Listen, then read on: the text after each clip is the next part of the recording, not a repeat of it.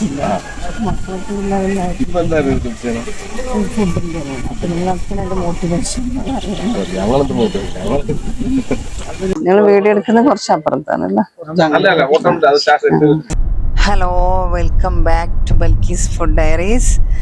ഇന്ന് അടിപൊളി ഒരു വീഡിയോ ആയിട്ട് ഞാൻ വന്നിരിക്കുന്നത്. കാരണം എന്ന് വെച്ച് കഴിഞ്ഞാൽ നല്ല അടിപൊളി ഒരു ഡിഷും ഉണ്ട്, അതിൻ്റെ കൂടെ തന്നെ സർപ്രൈസ് ആയിട്ടൊരു 2 വ്യക്തികളെ കൂടി നമ്മൾ കാണുന്നുണ്ട്. അപ്പോൾ അപ്രതീക്ഷിതമായിട്ട് നമ്മൾ കണ്ടുമുട്ടിയതാണ്. എല്ലാവർക്കും ഏകദേശം മനസ്സിലായിട്ടുണ്ടാവും. കേരളത്തിലെ ഏറ്റവും വലിയ ഫേമസ് ആയിട്ടുള്ള ചാനലിലുള്ള ആൾക്കാരാണ് നമുക്ക് കാണാൻ പോകുന്നത്. അതിനു മുമ്പ് നമുക്ക് നമ്മുടെ ഡിഷിലേക്ക് നമുക്ക് കിടക്കാം.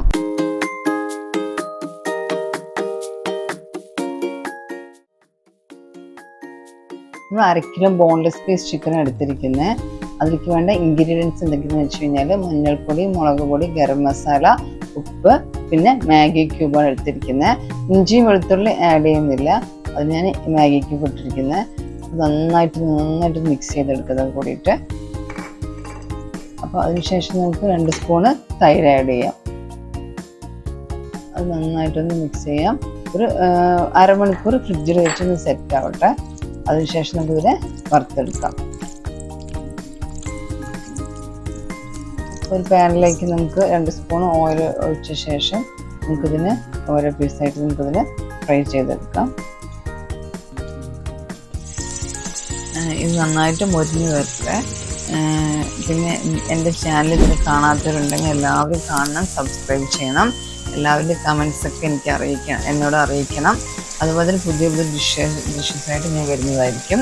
പിന്നെ നമുക്ക് അടുത്ത പാനിലേക്ക് 2 സ്പൂൺ ഓയിൽ ഒഴിച്ച ശേഷം നമുക്ക് പട്ട, കറാമ്പു, ഏലക്ക ഇതെല്ലാം ഒന്ന് വഴറ്റുക. അതുപോലെ ചുവന്ന മുളക് കൂടി ഇടുന്നുണ്ട്. അപ്പോൾ കൂടി വഴറ്റിയ ശേഷം നമുക്ക് 2 വലിയ സവാള, പിന്നെ വെളുത്തുള്ളി, 2-3 കാഷ്നട്ട്, അതുപോലെ തക്കാളി ഇതൊക്കെ കൂടിയിട്ട് നന്നായിട്ട് വഴറ്റിയെടുക്കാം.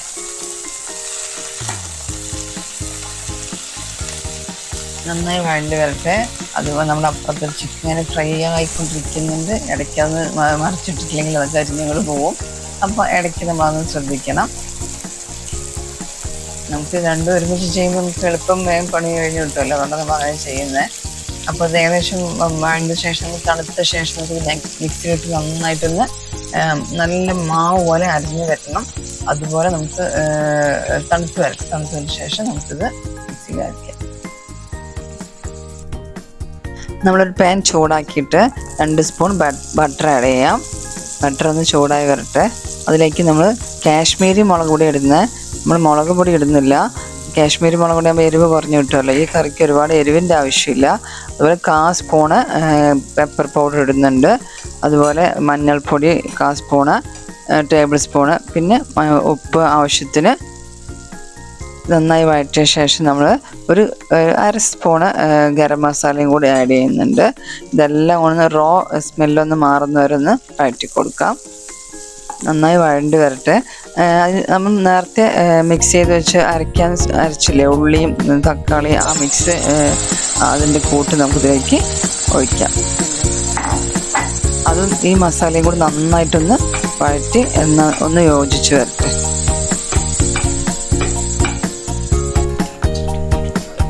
കുറച്ച് നേരം അടച്ച് വെച്ച് അത് മസാലയൊക്കെ ഒന്ന് പിടിക്കട്ടെ.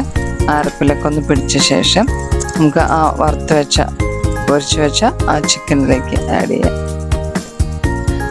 ഇത് മല്ലിയിലയും കൂടി ഇട്ടൊന്ന് നന്നായിട്ട് ഇളക്കി ഒരു 5 മിനിറ്റ് ഒന്ന് മൂടി വയ്ക്കാം. നന്നായി വഴറ്റിയ ശേഷം ഒരു 5 മിനിറ്റ് മൂടി വയ്ക്കുമ്പോൾ ആ ചിക്കനിലേക്ക് എല്ലാം കൂടി ഒന്ന് പിടിക്കും, മസാലയൊക്കെ ഒന്ന് പിടിക്കുമല്ലോ. അതിനുശേഷം നമുക്ക് ഒരു സെർവിങ് ബൗളിലേക്ക് മാറ്റാം. അതിൻ്റെ മേലെ ഞാൻ 1 സ്പൂൺ ബട്ടർ ആഡ് ചെയ്യുന്നുണ്ട്. അതൊരു ടേസ്റ്റാണ്, ഡെക്കറേഷനും കൂടെ ടേസ്റ്റ് ഒന്നും കൂടെ ചെയ്യുള്ളൂ. അപ്പോൾ അതിന് വേണ്ടി ടേസ്റ്റിന് വേണ്ടി നമ്മൾ ഫ്രഷ് ക്രീമും കൂടി ഒഴിക്കുന്നുണ്ട്. മല്ലിയിലയും കൂടി ചെയ്ത് നമുക്ക് ഡെക്കറേഷൻ ചെയ്ത് നമുക്കിത് സെർവ് ചെയ്യാം. ഇത് നമുക്ക് ചപ്പാത്തി, പൊറോട്ട, ഞാണ്, അതുപോലെ നമ്മൾ നമ്മൾ സാധാരണ കഴിക്കുന്ന ദോശയിലടക്കം കഴിക്കാൻ പറ്റും. അത്രയും ടേസ്റ്റിയാണ് ഈ ഡിഷ്. ഇതെല്ലാവരും ഒന്ന് ട്രൈ ചെയ്ത് എന്നോട് കമൻസ് അറിയിക്കണം. ഇനി ഞാൻ നേരത്തെ പറഞ്ഞ ഒരു സർപ്രൈസ് വിസിറ്റ് ഉണ്ടല്ലോ, നമുക്ക് അതിലേക്ക് പോവാം. സത്യം പറഞ്ഞു കഴിഞ്ഞാൽ ഞാൻ അവരെ കാണാൻ വേണ്ടിയിട്ടല്ല പോകുന്നത്. എനിക്കൊരു വേറൊരു ആവശ്യത്തിന് പോകുന്നത്, പേഴ്സണൽ ആവശ്യത്തിന് പോകുന്നത്. പക്ഷേ ഞാൻ പോകുന്ന അവരുടെ സ്ഥലത്തായത് കൊണ്ടാണ് ഞാൻ അവരെ കണ്ടിട്ടേ പോകുള്ളൂ എന്ന് പറഞ്ഞിട്ട് പോകുന്നത്. പക്ഷെ അവിടെ ഉണ്ടോ ഇല്ലയോ എന്നൊന്നും എനിക്കറിയില്ല. പക്ഷെ എന്തായാലും നമുക്കൊന്ന് പോയി നോക്കാം. കാണാൻ പറ്റുന്ന ഭാഗ്യമുണ്ടെങ്കിൽ നമുക്ക് കാണാം, സംസാരിക്കാം, പരിചയപ്പെടാം. ഞാൻ എൻ്റെ നാട്ടിലാണ് അവരുള്ളതെങ്കിൽ കൂടി പാലക്കാട് ജില്ലയിലാണ്. പക്ഷെ അവർ ഉണ്ടോ ഇല്ലയെന്നൊന്നും നമ്മൾ ഇതറിയാൻ പറ്റിയിട്ടില്ല, ഇതുവരെ കാണാനും പറ്റിയിട്ടില്ല. എല്ലാവരും വിചാരിക്കും ഇത്രയും കാലമായിട്ട് പോലും എന്താ അറിയാത്തത് എന്നൊക്കെ വിചാരിക്കുന്നുണ്ടാവും, അല്ല എന്താ പോവാത്തതെന്നൊക്കെ വിചാരിക്കുന്നുണ്ടാവും. പക്ഷെ ഇപ്പോഴേ സമയത്തെ സത്യം പറഞ്ഞാൽ വഴിയൊന്നും തെറ്റിയിട്ടില്ല, കറക്റ്റായിട്ട് നമ്മളവിടെ എത്തിയിട്ടുണ്ട്. അപ്പോൾ എന്തായാലും നമുക്കൊന്ന് പോയി നോക്കാം. എന്തായാലും പ്രകൃതി രമണീയമായ ഒരു കാഴ്ചയാണ് എല്ലാവിടെയും കാണുന്നത്. എല്ലാവിടെയും നല്ല പച്ചപ്പാണ് കാണുന്നത്. പിന്നെ ഞാൻ ഒറ്റയ്ക്കല്ല യാത്ര ചെയ്തിരിക്കുന്നത്. എൻ്റെ സ്ഥലത്തു നിന്ന് ഒരു 20 കിലോമീറ്ററൊക്കെ വ്യത്യാസമുള്ളൂ. പക്ഷെ എനിക്കിതുവരെ പോകാനോ കാണാനോ പറ്റിയിട്ടില്ല. ഒരു 7 വർഷം മുമ്പ് ഞാൻ കാണണമെന്ന് വിചാരിച്ച വ്യക്തിയായിരുന്നു. ഞാൻ 7 വർഷം മുമ്പ് യൂട്യൂബ് തുടങ്ങണമെന്ന് പറഞ്ഞ വ്യക്തിയും കൂടിയായിരുന്നു. ഇപ്പോഴേ എനിക്ക് സാധിച്ചുള്ളൂ. എൻ്റെ കൂടെ മക്കളും കൂടി വന്നിട്ടുണ്ട്. ഒറ്റയ്ക്കല്ല വിസിറ്റ് ചെയ്യുന്നത്. സത്യം പറഞ്ഞു കഴിഞ്ഞാൽ അവരുണ്ടാവുമെന്ന് യാതൊരുവിധ ഉറപ്പുമില്ല. എന്തായാലും നമുക്കൊന്ന് പോയി നോക്കാം. ഇതുവരെ വഴിയൊന്നും തെറ്റിയിട്ടില്ല. എന്തായാലും നമുക്ക് ആരോടെങ്കിലും ചോദിക്കാം, ഇവിടെ അടുത്ത് എവിടെയെങ്കിലും ആണോ, ഒരുപാട് പോകണോ ഇല്ലയെന്ന് ചോദിക്കാം. നമ്മൾ ഈ ഓട്ടോക്കാരോട് ചോദിച്ചു കേട്ടോ. അപ്പോൾ പറഞ്ഞത് ഞങ്ങളുടെ ബാക്കിൽ വന്നോളൂ എന്നാണ് പറഞ്ഞിരിക്കുന്നത്. എന്തായാലും നമുക്കൊന്ന് പോയി നോക്കാം. അടുത്താണെന്ന് പറഞ്ഞത്. എന്തായാലും നോക്കാം നമുക്ക്. എത്തിയെന്ന് തോന്നുന്നത്, ഏകദേശം എത്തിയിട്ടുണ്ട്. ഈ ഒരു പച്ച തുണി കെട്ടി വെച്ചിട്ടില്ലേ, അതിൻ്റെ ഉള്ളിലാണെന്നാണ് പറഞ്ഞോട്ടോ. എന്തായാലും ഉണ്ടാവുമെന്നാണ് പറഞ്ഞത്. എനിക്ക് തോന്നുന്നു അതിൻ്റെ വർക്ക് ചെയ്യുന്ന ഒരു സ്പോട്ടാണെന്ന് തോന്നുന്നു. എന്തായാലും ഞാൻ പോയി നോക്കിയിട്ട് അതിൻ്റെ ഉള്ളിലുണ്ടോ ഇല്ലയോ എന്നുള്ളത്. ഒരുപാടൊന്നും നമുക്ക് ഉള്ളിലോട്ട് പോകേണ്ട ആവശ്യം വന്നില്ല, മെയിൻ റോഡിൽ തന്നെയാണ്. പക്ഷേ ഒരു സൈഡിൽ മൊത്തം പാടങ്ങളും വീടും അവിടെ വീടൊക്കെ ഉണ്ട്. എനിക്ക് തോന്നുന്നു ഇവർ കുറച്ച് അപ്പുറത്തായിട്ടാണ് ഈ ഫുഡൊക്കെ നമുക്ക് യൂട്യൂബിലൂടെ കാണിച്ചു തരുന്നത്. ഇവിടുന്ന് കുറച്ച് അപ്പുറത്താണെന്ന് എനിക്ക് തോന്നുന്നത്. എന്തായാലും നമുക്ക് അതിൻ്റെ ഉള്ളിലോട്ടൊന്ന് പോയി നോക്കാം, അവിടെ ആരെങ്കിലും ഉണ്ടോ നമുക്ക് നോക്കാം. അപ്പം എല്ലാവർക്കും മനസ്സിലായല്ലോ ആ വ്യക്തി ആരാണെന്നുള്ളത്. ഞാൻ 7 വർഷം മുമ്പ് കാണാൻ വേണ്ടിയിട്ടുള്ള ആളായിരുന്നു സ്റ്റാർട്ടിങ്ങിൽ. പക്ഷെ അന്നൊന്നും എനിക്ക് വരാൻ പറ്റില്ല, മക്കൾക്ക് ഫുഡിൻ്റെ. അപ്പം നിങ്ങളൊക്കെ എൻ്റെ മോട്ടിവേഷൻ. അപ്പോൾ നിങ്ങളൊക്കെ എല്ലാ വീടും കുറേ സംസാരിച്ചു, വീട്ടുവിശേഷങ്ങളൊക്കെ സംസാരിച്ചു.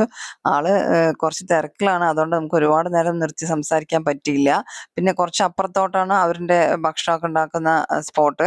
ഇവിടെ ഒരു ഷെഡ് പോലെ കണ്ടത് ഞാൻ വിചാരിച്ചു അവരുടെ വീടൊക്കെ കെട്ടുന്ന ഭാഗമാണെന്നാണ് വിചാരിച്ചത്. പുതിയ വീട് കെട്ടുന്നുണ്ടല്ലോ, അതാണെന്നാണ് വിചാരിച്ച്. നോക്കുമ്പോൾ അതൊന്നുമല്ല, യൂട്യൂബിന് വേണ്ടിയുള്ള അടുപ്പും കാര്യങ്ങളൊക്കെ സെറ്റ് ചെയ്യുന്ന ഏരിയയാണിത്. ഞാൻ ഒരാളെയും കൂടി കാണിക്കാം. ഞങ്ങൾ വീഡിയോ എടുക്കുന്നത് കുറച്ച് അപ്പുറത്താണല്ലോ. വീടിന്റെ സെറ്റപ്പ് ഒക്കെ തോന്നുന്നു. ശരി, നമ്മൾ ഒരുപാട് സംസാരിച്ചു. പിന്നെ അവരുടെ സമയം നമ്മൾ വേസ്റ്റ് ആക്കണ്ടെന്ന് വിചാരിച്ചിട്ട് നമ്മൾ ഇറങ്ങുകയും ചെയ്തത്. ഫിറോസ്കൊക്കും രതീഷിനൊക്കെ നമ്മൾ ടാറ്റ പറഞ്ഞ് ഇറങ്ങി. ഒട്ടും പ്രതീക്ഷിക്കാതെ അപ്രതീക്ഷിതമായിട്ട് കണ്ടുമുട്ടിയതാണ്. അതുകൊണ്ട് നമുക്കൊരു പ്രീ പ്ലാനിങ് ഒന്നും ഉണ്ടായിരുന്നില്ല വീഡിയോ എടുക്കുക. അതുകൊണ്ട് നമുക്ക് ഒരുപാട് വീഡിയോസൊന്നും ഇതിൽ ആഡ് ചെയ്യാൻ പറ്റിയിട്ടില്ല. ഇനിയും വരുന്നുണ്ട് ഇതുപോലെ നല്ല നല്ല വീഡിയോസായിട്ട് ഞാൻ വരും. എല്ലാവരും എൻ്റെ ചാനൽ സബ്സ്ക്രൈബ് ചെയ്യുക, കമൻറ്റ്സ് അറിയിക്കുക, വീഡിയോസ് എല്ലാവരും കാണണം. Thank you for watching.